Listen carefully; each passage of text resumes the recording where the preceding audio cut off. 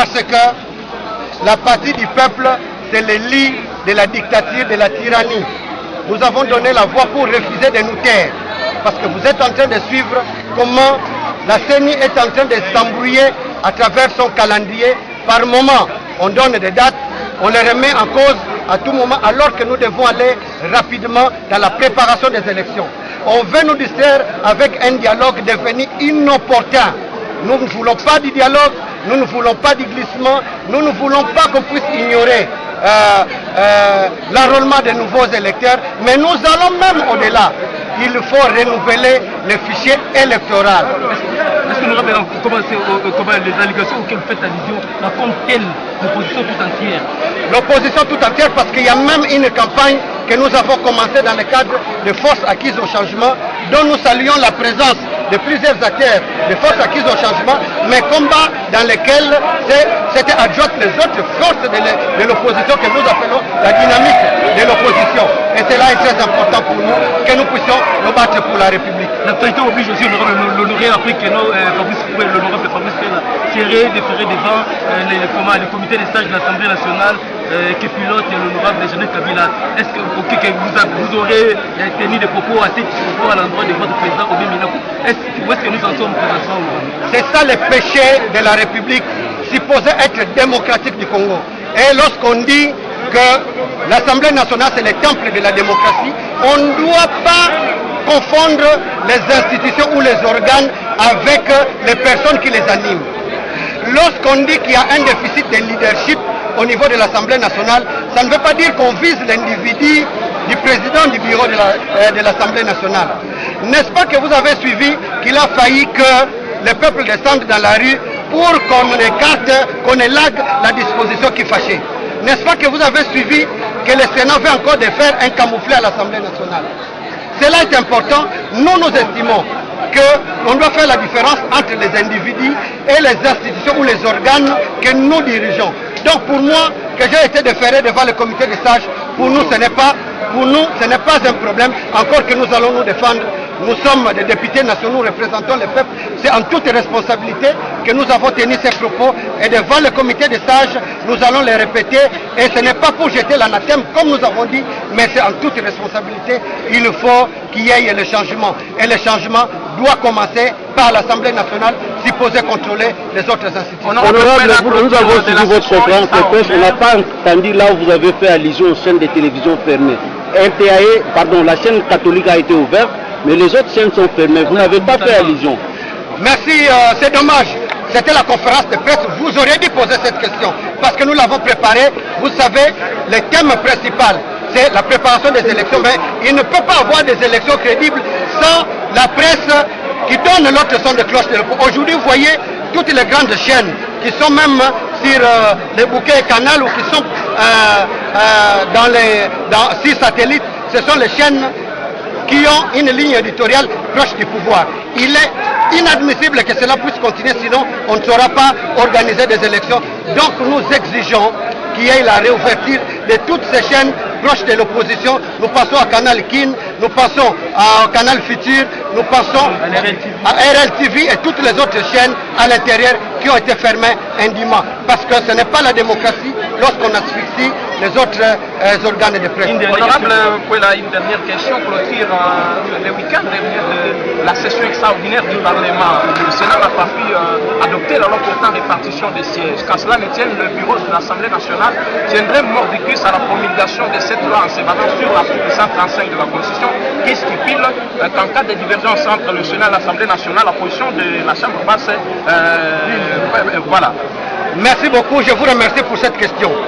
Pendant notre point de presse, il nous avait été dit qu'une injonction venait d'être faite au Sénat pour le Sénat qui vient de clôturer sa session extraordinaire pour qu'il rentre afin qu'il y ait une commission mixte paritaire. Chers amis, et je voudrais le dire en toute responsabilité que c'est une violation grave de la Constitution. La Constitution prévoit qu'il ne peut être organisé qu'une seule session extraordinaire pendant les vacances parlementaires. Donc il faut attendre à la session ordinaire de septembre pour qu'il y ait cette session extraordinaire, qu'il y ait une commission mixte paritaire pour tirer les conséquences de ces rejets par le Sénat de cette loi, une loi que nous avons attaquée parce qu'il ne devait pas y avoir une loi, juste un entérinement par le Parlement des propositions faites par la CENI. Donc nous devons tirer les conséquences. Le Sénat ayant rejeté, il faut une commission mixte paritaire pour qu'on constate les divergences avant de faire application de l'article 135. Je vous remercie.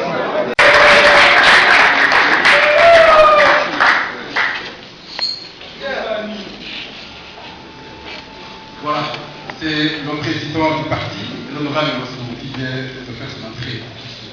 Nous disions que 15 minutes probablement seront accordées à votre orateur, à notre orateur, pour exposer sa pensée.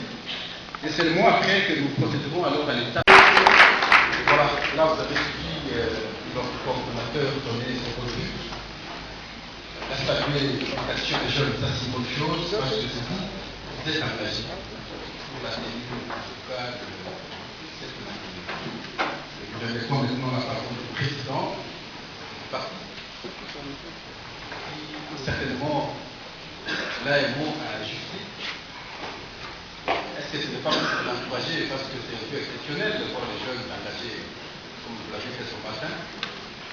Nous sommes persuadés que c'est pour ça. Je vais vous demander de nous réchauffer un peu.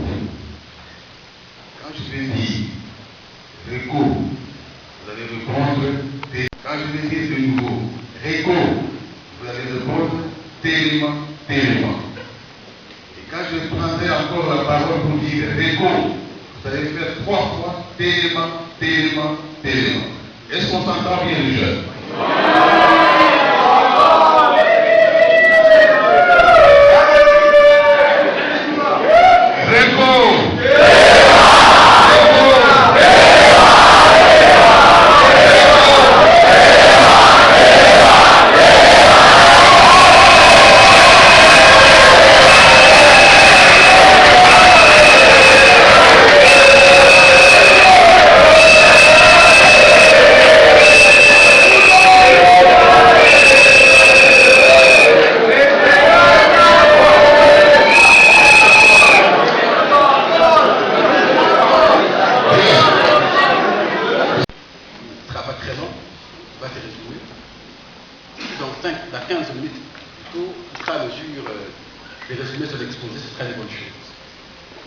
C'est celui de vous souhaiter la bienvenue, tous et chacun, mais avec un accent particulier à certains d'entre vous.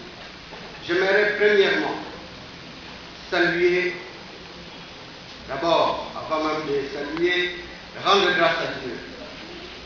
Dieu qui nous fait justement bénéficier de cette faveur, de cette grâce, d'avoir le souffle de vie, d'être présent, d'avoir la force d'être là, mais aussi saluer votre présence, saluer votre courage et votre abnégation. Je parie que c'est une première dans l'histoire de notre pays. Plusieurs se poseront la question, organiser une conférence de presse, c'est pas facile, ça coûte, mais, et ce qui est étonnant, l'honorable Puela, comme l'honorable Massoum ou Reko, n'ont pas eu à dépenser. Ce que nous faisons aujourd'hui, c'est à la suite des cotisations des membres de la jeunesse, les cordons de la jeunesse, de la génération Renaissance l'a dit. Ce sont des cotisations des membres de la génération Renaissance. Est-ce que tu peux mettre la bango maboko?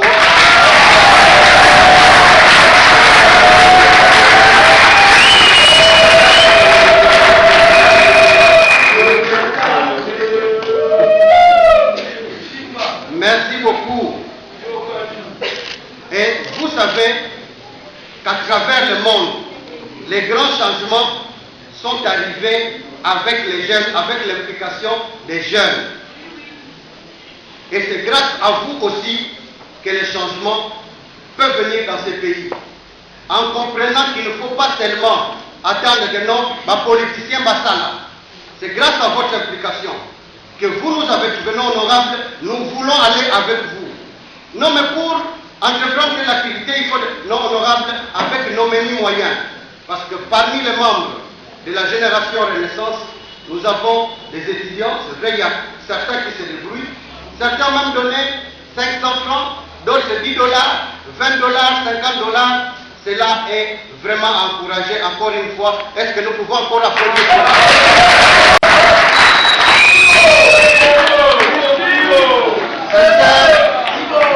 Sincères félicitations, chers jeunes. Et pour ça, si nous pouvons encore faire cet exercice, retour. Ils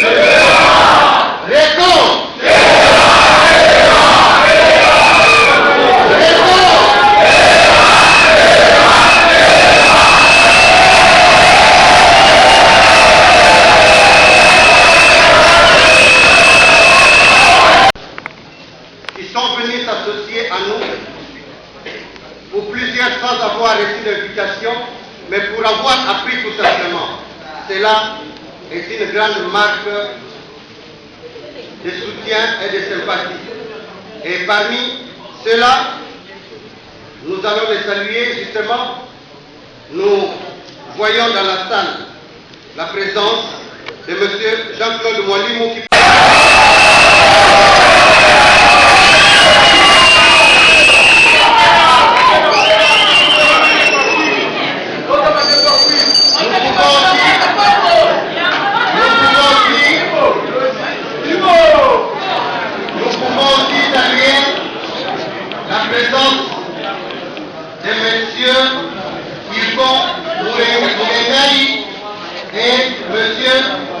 et M.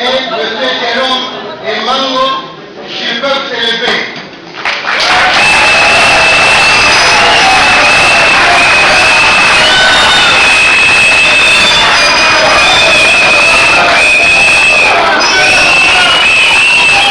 Puisque c'est qu'à eux que nous allons nous adresser, nous ne pouvons pas ne pas saluer la présence des membres du 4e pouvoir, nos partenaires de tous les temps, les amis de la presse, si nous pouvons les saluer.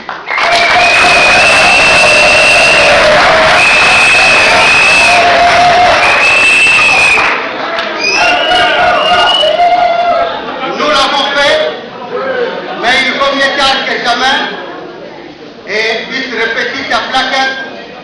Nous voulons également saluer de manière particulière la présence du président de l'entité et cordon de force acquise au changement, l'honorable Martin Fayou.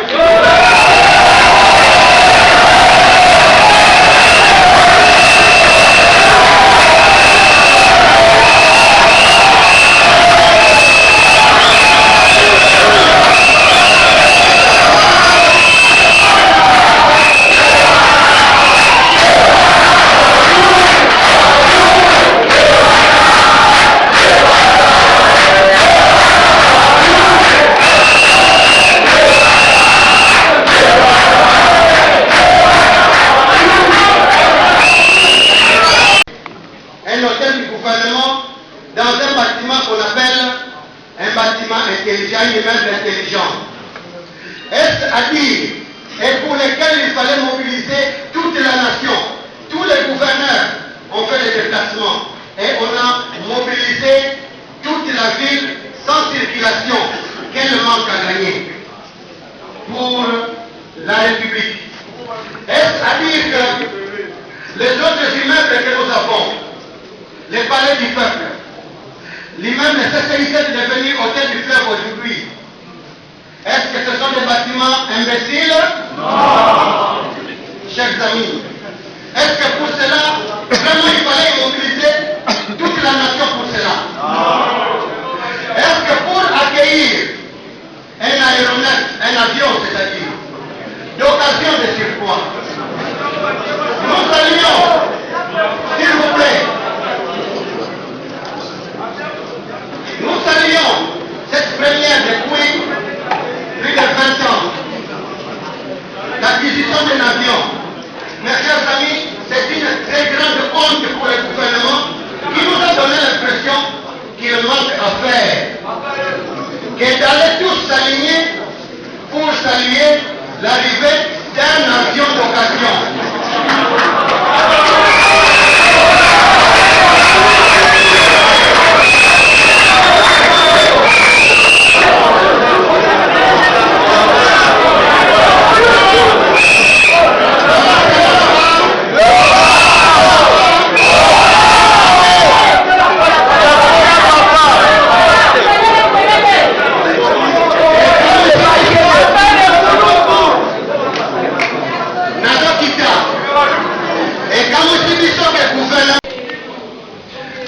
être très exigeants.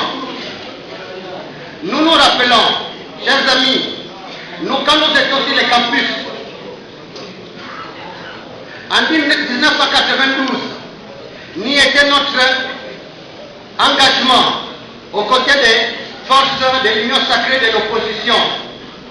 On n'aurait pas réouvert la conférence nationale souveraine qui avait suffisamment fragilisé le maréchal Mobutu et qui avait suffisamment préparé l'opinion pour que Mobutu soit sérieusement affaibli, et ce qui a mené l'AFDEL à venir et entrer comme un couteau dans du beurre.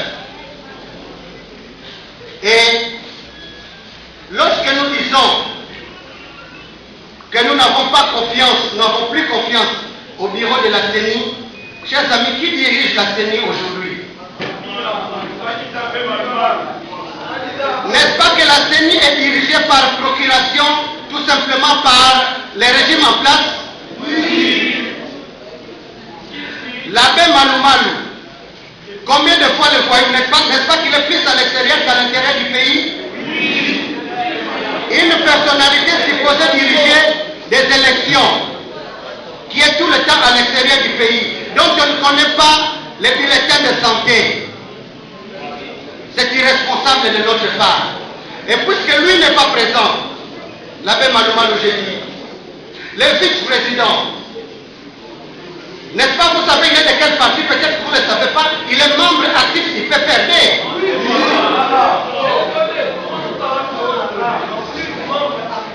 Plus qu'actif, il est membre actif du PPRD.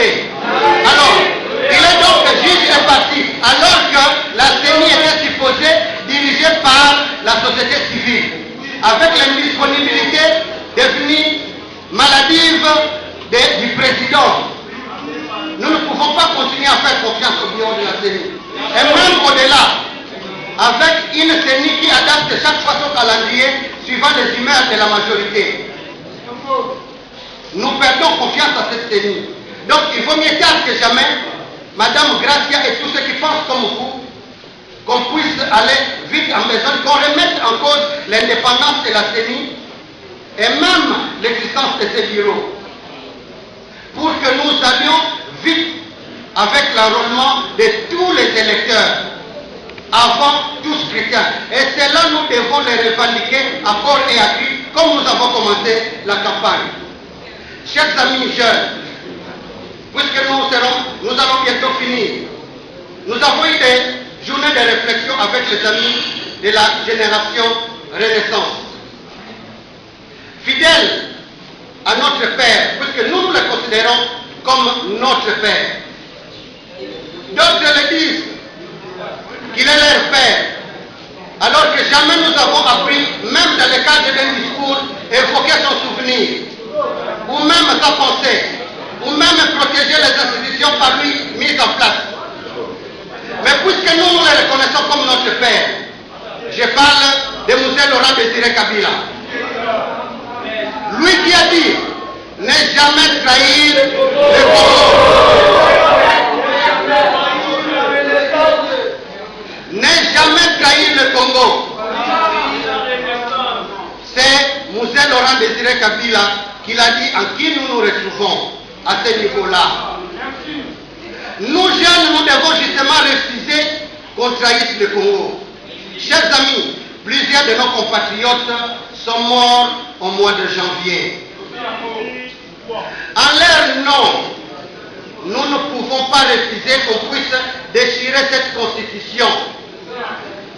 Puisque nous avons refusé qu'on révise la constitution de manière formelle. Mais c'est à quoi on veut nous amener. C'est une autre façon de réviser la constitution. Parce que si, puisque nous l'avons suivi, certains de nos compatriotes, députés de leur État, disent que non, il faut une transition. J'ai honte. Une transition de 3 ans pour que nous puissions tous glisser ensemble. Chers amis, est-ce que vous êtes d'accord avec une transition de 3 ans? Est-ce que vous êtes d'accord avec une telle transition? Quelle serait la base légale d'une telle transition? Il n'y en a pas. Et honte à ces acteurs politiques qui proposent de telles histoires à dormir debout.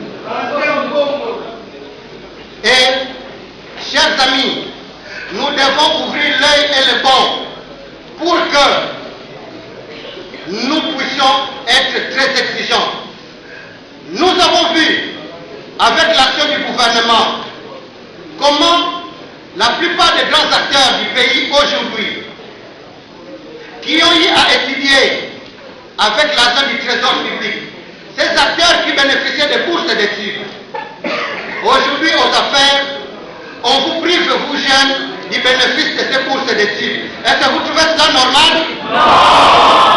Chers amis, est-ce que vous trouvez ça normal? Non. Vous avez vu, c'est vrai, nous avons noté.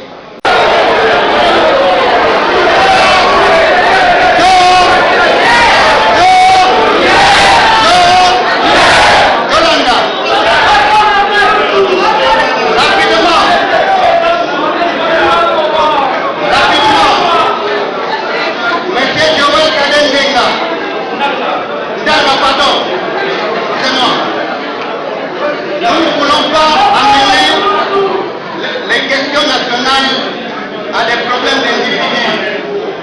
Nous avons beaucoup de respect pour les animateurs du bureau de l'Assemblée nationale. Mais c'est un problème de bon sens, un problème de texte. Encore que nous n'avons pas un problème personnel avec les autorités. N'est-ce pas que vous avez suivi au mois de janvier? Il a fallu que le peuple s'exprime dans la rue pour qu'on puisse retirer cette disposition qui fâchait. Et que maintenant, nous étions avec la presse devant l'escale du palais du peuple pour dénoncer les caractères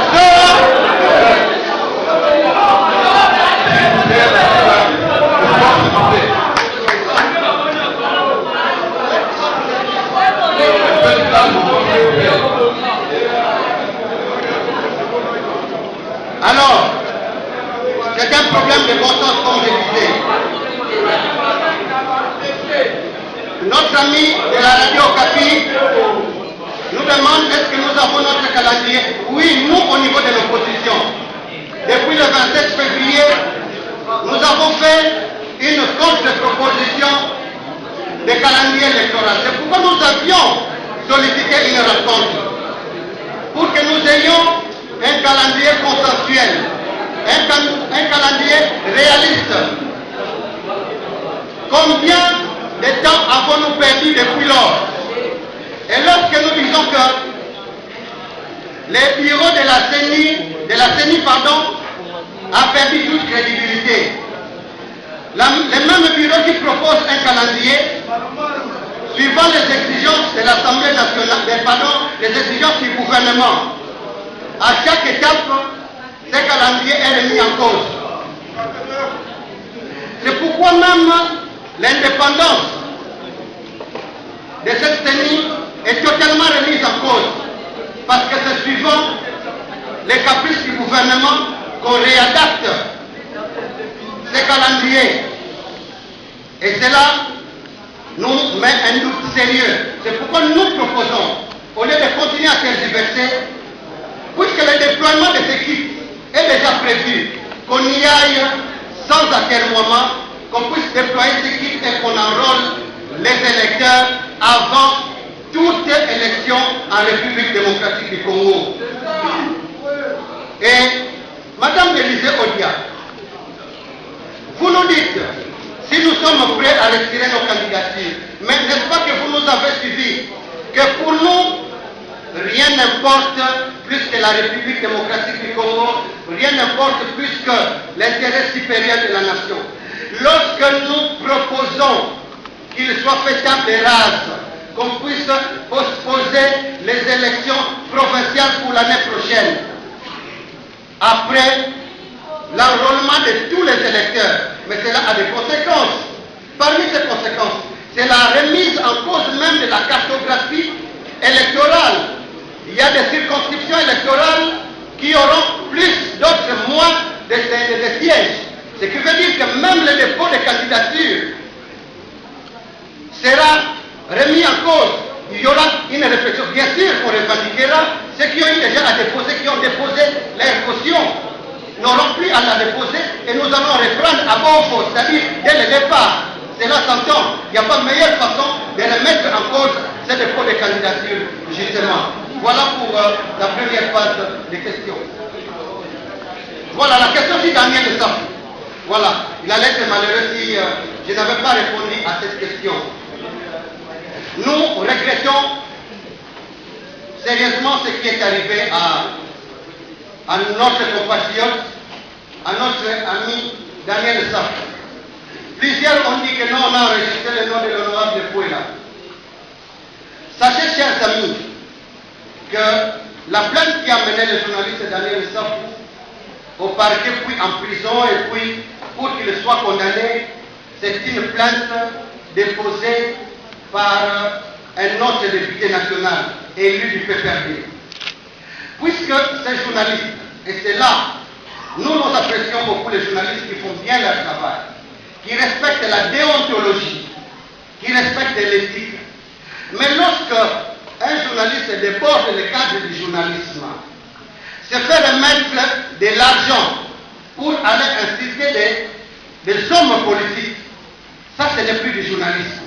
Parce que c'est là le journalisme, il faudrait réinventer justement le journalisme.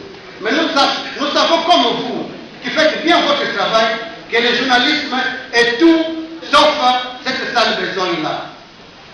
Qu'à cela ne tienne, notre compatriote, qui est notre jeune frère de l'internat, et que nous avons soutenu, est tombé dans les mailles de la justice.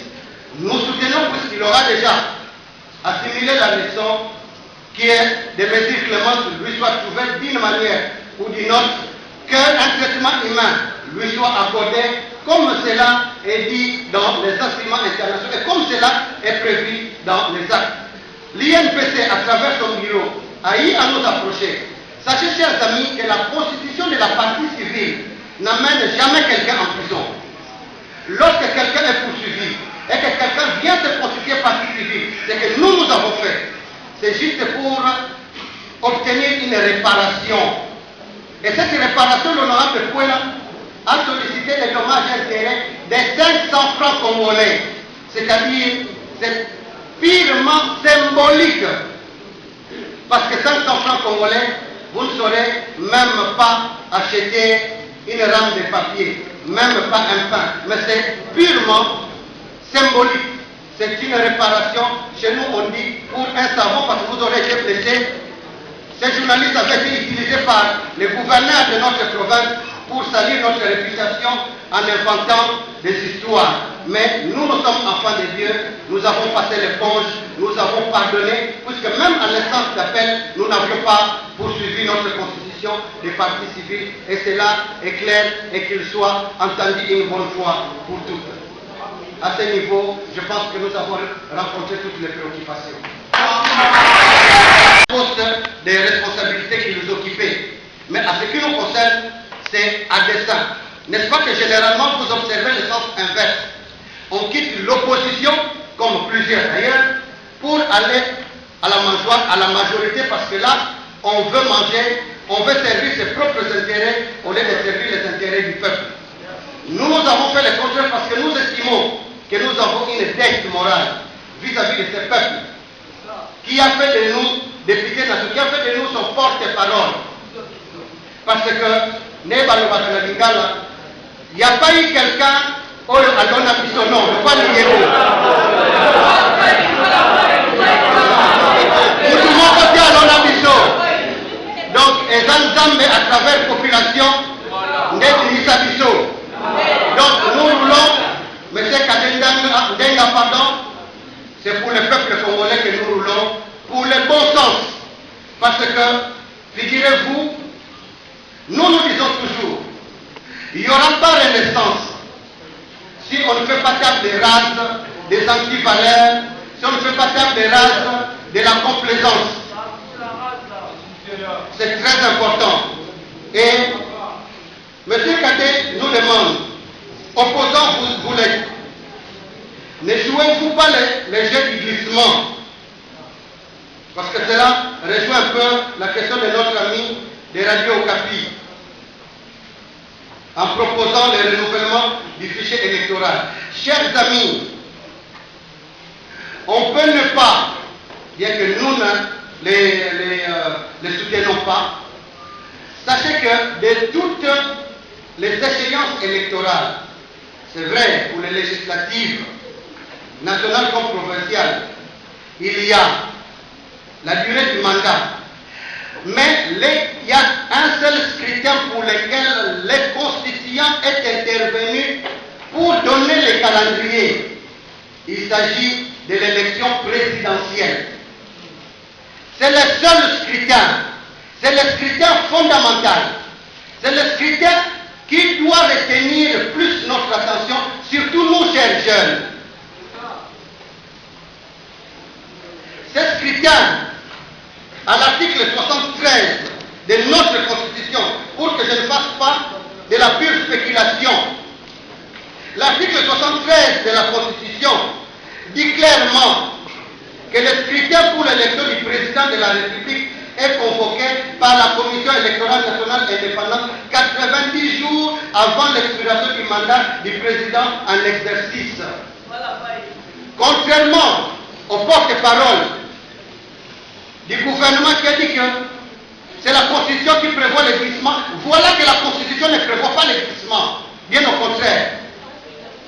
La Constitution est même contre le glissement. Alors, l'élection la plus importante qui puisse garantir la paix, c'est l'élection présidentielle. Puisque l'élection législative nationale, tout comme provinciale, sont aussi importantes. Parce que tous, en son temps, nous avons crié sur l'inopportunité actuelle. Bien que ce soit toujours important, mais il se pose un problème d'opportunité au regard de la légitimité des autorités actuelles que nous avons, de postposer les élections locales et municipales. Il est important qu'on puisse à ce jour commencer par l'enrôlement de tous les électeurs. Vous dites non, mais vous ne trouvez pas que vous allez retarder. Dans le calendrier du départ, le calendrier global qu'on a obtenu après pression, n'est-ce pas qu'il avait été dit qu'on enrôlerait les électeurs au mois de janvier? On a prévu 3 mois. Alors que cette même CENI, c'est pourquoi nous disons que la CENI a échoué. La CENI a échoué parce que la CENI avait l'obligation de renouveler le fichier électoral chaque année. Si on tenait très bien le registre de l'état civil, je l'ai dit, sous le contrôle des juristes qui sont ici, je le vois, on devait enregistrer tous les décès et toutes les naissances. Nous devions avoir un fichier électoral à jour. Mais qu'à cela ne tienne, avec ces fichiers que nous avons aujourd'hui, avec des cartes d'électeurs détenues par des militaires, détenues par des étrangers, un fichier électoral qui ne tient pas en compte, chers amis, voyez la proportion. En 2006, nous sommes allés aux élections avec 25 millions d'électeurs. Et en 2011, avec 32 millions. Et au bout de ces 5 ans, ce qui veut dire qu'aujourd'hui, nous avons aussi la même proportion, au moins 7 millions d'électeurs que vous êtes. Alors, on veut qu'on aille à l'élection alors qu'au départ, il y avait 32, on veut qu'on aille aux élections avec 30 millions. Chers amis jeunes, êtes-vous prêts à ce qu'il y ait des élections sans vous? Chers amis, j'aimerais que les caméramans vous montrent très bien. Chers amis jeunes, voulez-vous qu'on aille aux élections sans vous?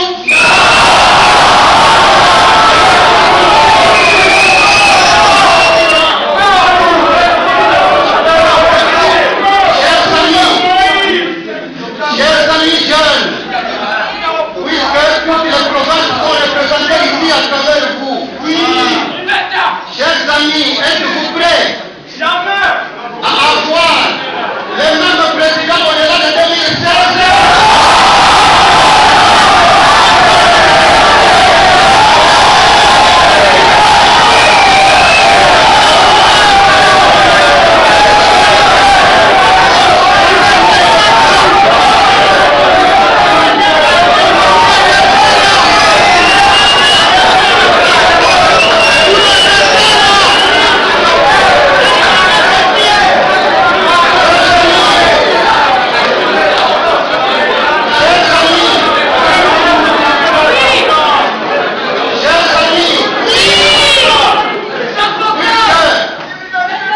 Et Yoka Nidian, qui a parlé du peuple, peut la parler de la nation. Les amis, est-ce que vous dites, pas de tirer parce que la carte bango peut présenter, ni présence à la carte de mon père.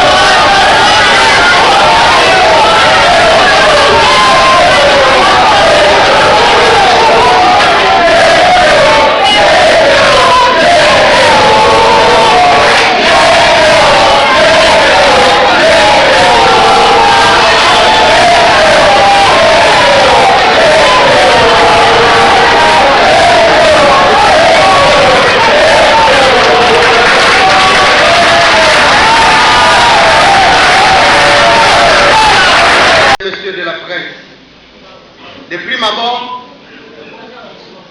nous tenons à vous saluer, à vous remercier, tous et chacun, d'avoir répondu à notre invitation à l'occasion de cette conférence de presse.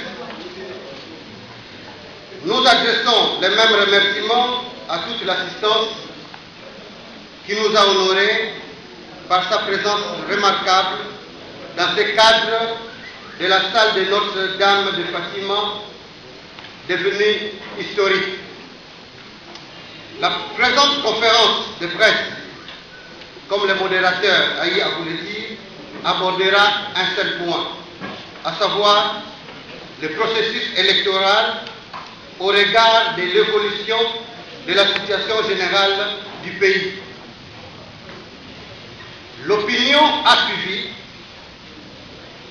Vendredi dernier, les rejets par le Sénat du projet de loi d'approbation des annexes portant répartition des sièges tels que l'Assemblée nationale le lui avait transmis en seconde lecture. Puisqu'il n'y a pas eu de commission mixte paritaire, l'Assemblée nationale ne peut à ce niveau seul approuver les textes. Et à ce stade, on peut affirmer que les élections locales, tant rejetées par tous, sont hypothéquées. À notre avis, il faut faire preuve de responsabilité et se rendre à l'évidence. Il faut se rendre à l'évidence, disons-nous, que le calendrier électoral global de la CENI n'est plus réalisable à cause de contraintes objectives liées au manque de ressources financières, à celles liées au cadre légal inachevé pour les élections locales, ainsi qu'au refus de l'ensemble de la classe politique et des forces vives d'accepter des élections avec un fichier électoral corrompu qui conserve les personnes décédées et ignore les jeunes majeurs depuis juillet 2011.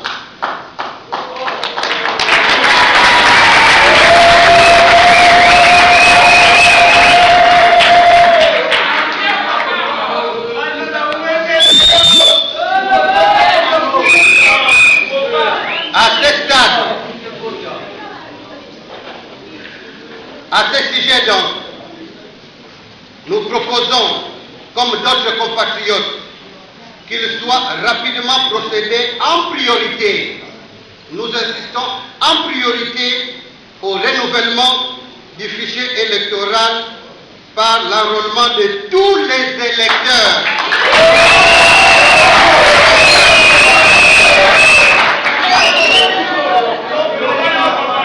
Nous pouvons répéter à ce sujet, nous proposons comme d'autres compatriotes qu'il soit rapidement procédé en priorité au renouvellement du fichier électoral par l'enrôlement de tous les électeurs, y compris les Congolais de la diaspora.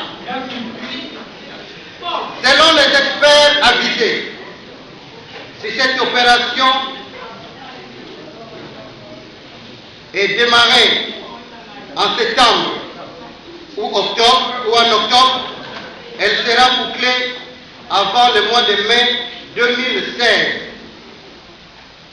Dans ces conditions, on pourra organiser les législatives provinciales en juillet 2016 et les élections présidentielles et législatives nationales en novembre 2016, de façon à respecter scrupuleusement les délais constitutionnels et d'éviter ainsi les fameux glissements.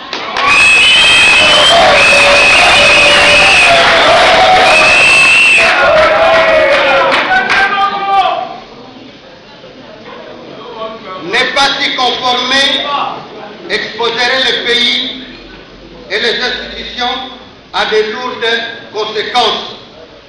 Et nous prenons ainsi à témoin l'opinion tant nationale qu'internationale. S'agissant justement du rejet par le Sénat du projet de loi ainsi que de ses annexes, loin de nous l'intention de jeter de l'anathème sur l'institution à laquelle nous appartenons de plein droit, il y a lieu de reconnaître cependant que ces derniers événements donnent raison à tous ceux qui pensent que l'Assemblée nationale n'a que très rarement joué son rôle, étant réduite à une simple caisse de résonance. Et nous le disons à notre corps défendant. Plusieurs analystes et observateurs de la scène politique congolaise ne cessent de stigmatiser l'impuissance et l'inefficacité de cette institution face au diktat écrasant du pouvoir exécutif. Aujourd'hui, l'Assemblée nationale à laquelle nous appartenons est réduite à un simple organe de ratification de la volonté de la majorité. Et vous le savez, vous le constatez. Des projets de loi sont souvent adoptés de manière cavalière, c'est-à-dire sans débat. On l'a suivi encore il y a peu par l'Assemblée nationale en exécution des mots d'ordre si évoqués. Ce qui fait du bureau de cette Chambre un exécutant de la majorité au pouvoir plutôt qu'un organe d'une institution censée être au service du peuple. Et pourtant,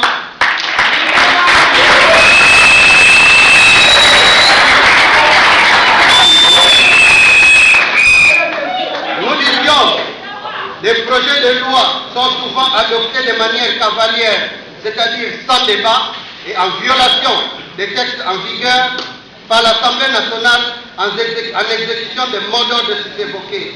Ce qui fait du bureau de cette Chambre un exécutant de la majorité au pouvoir plutôt qu'un organe d'une institution censée être au service du peuple et pourtant institution qualifiée de temple de la démocratie. Nous en venons, nous en voulons pour preuve l'adoption sans débat préalable et de façon caporaliste par la plénière de l'Assemblée nationale du projet de loi qui vient d'être rejeté par le Sénat.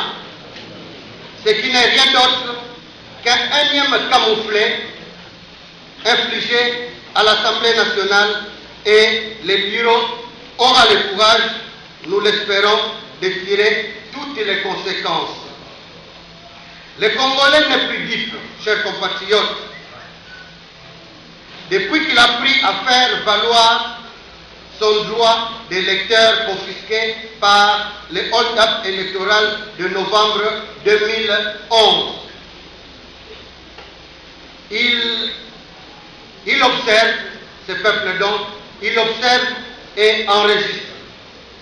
Même si apparemment il ne semble rien comprendre aux manipulations politiciennes de toute forme, il intériorise par contre que les choses doivent impérativement changer dans la bonne direction. Les manifestations de janvier 2015 auxquelles nous avons pris une part active aux côtés de nos pères des forces changement. Vous vous souvenez?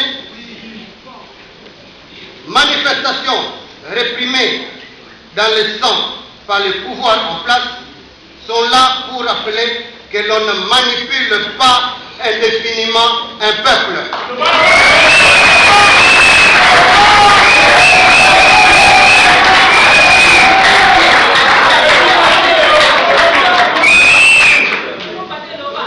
C'est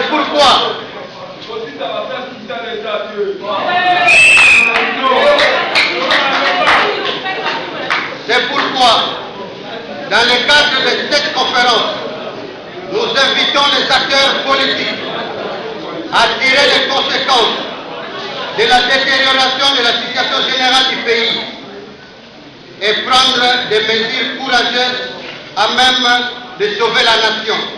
Il s'agit notamment d'obtenir la dissolution du bureau de la CENI qui a montré son inféodation à la majorité au pouvoir par des décisions intempestives et souvent concoctées dans les officines de la majorité.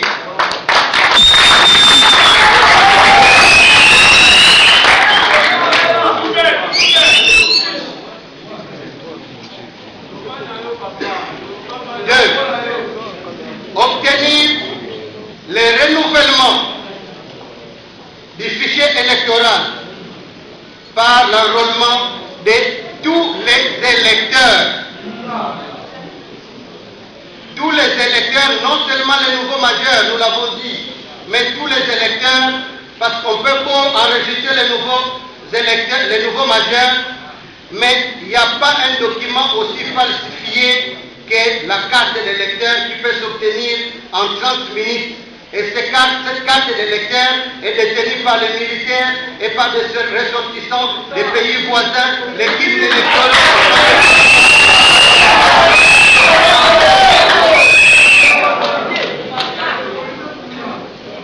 Dans ce cadre, enfin, nous nous associons à la campagne de sensibilisation de la population congolaise lancée par nos pères des forces acquises au changement, FAC en sigle, sur l'importance de l'enrôlement de tous les électeurs afin de constituer un fichier électoral crédible avant toute élection. Nous vous remercions.